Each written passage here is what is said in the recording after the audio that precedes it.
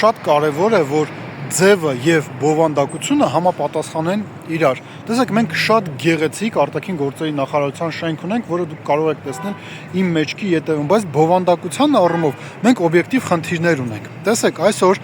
Մնացական Սաֆարյանը, ԱԳՆ փոխնախարարը, նշում է, որ Հայաստանի օրակարգում հապկից դուրս գալու հարց չկա։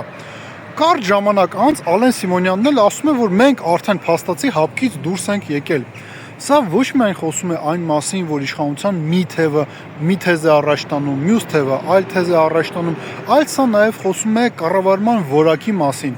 կառավարման ճգնաժամի մասին։ Պատկերացրեք, հենց այս ոճով մարդիկ պատերազմական գործողությունների ժամանակ 44 օրյայի ժամանակ պատերազմական մենեջմենտ են իրականացրել։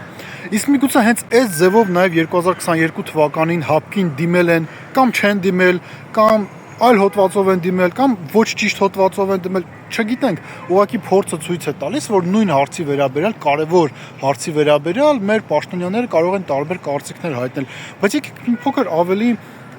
մի փոքր ավելի խորացնենք այս քննարկումը եւ հետեւել հարց տանք։ Լավ, իսկ հապկի այլընտրանք որպես ինչ են առաջարկում մեր իշխանությունները։ Իսկ միգուցե իրենք այստեղ մեր արդեն սիրելի կերպարներից մեկի Բրիեննա Տոդի Եվրասիական կենտրոնի ներկայացուցչի հետ համակարծիք են, որ Հայաստանի տեղը թուրքական աշխարհում է, մտածեք այդ մասին։